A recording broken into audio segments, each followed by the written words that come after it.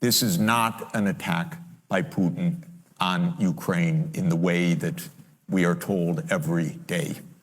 This started in 1990, February 9th, 1990. James Baker III, our Secretary of State, said to Mikhail Gorbachev, NATO will not move 1 inch eastward if you agree to German unification, basically ending World War II. And Gorbachev said, that's very important. Yes, NATO doesn't move, and we agreed to German unification. The US then cheated on this, already starting in 1994, when Clinton signed off on basically a plan to expand NATO all the way to Ukraine. This is when the so-called neocons took power, and Clinton was the first agent of this. And the expansion of NATO started in 1999 with Poland, Hungary, and Czech Republic. At that point, Russia didn't much care. There was no border other than with the Königsberg, but other than that, there was no direct threat. Then the US led the bombing of Serbia in 1999. That was bad, by the way, because that was a use of NATO to bomb a European capital, Belgrade, 78 straight days to break the country apart. The Russians didn't like that very much. But Putin became president, they swallowed it, they complained, but even Putin started out pro-European, pro-American, actually. He asked maybe we should join NATO when there was still the idea of some kind of mutually respectful relationship. Then 9/11 came, then came Afghanistan, and the Russians said, yeah, we'll support you, we understand, to root out terror. But then came 2 other decisive actions. In 2002, the United States unilaterally walked out of the anti-ballistic missile treaty.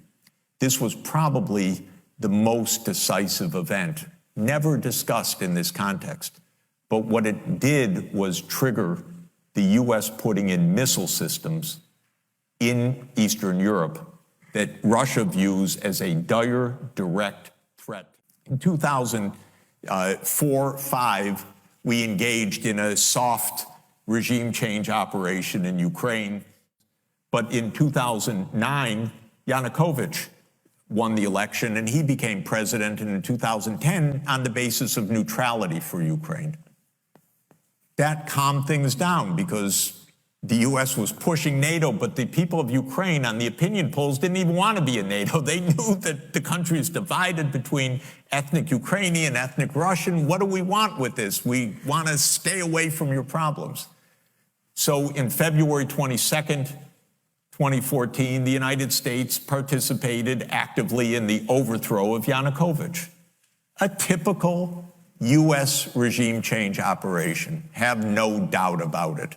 And the Russians did us a favor. They intercepted a really ugly call between Victoria Nuland, my colleague at Columbia University now, between her and the US ambassador to Ukraine, Jeffrey Piot, who's a senior State Department official till today.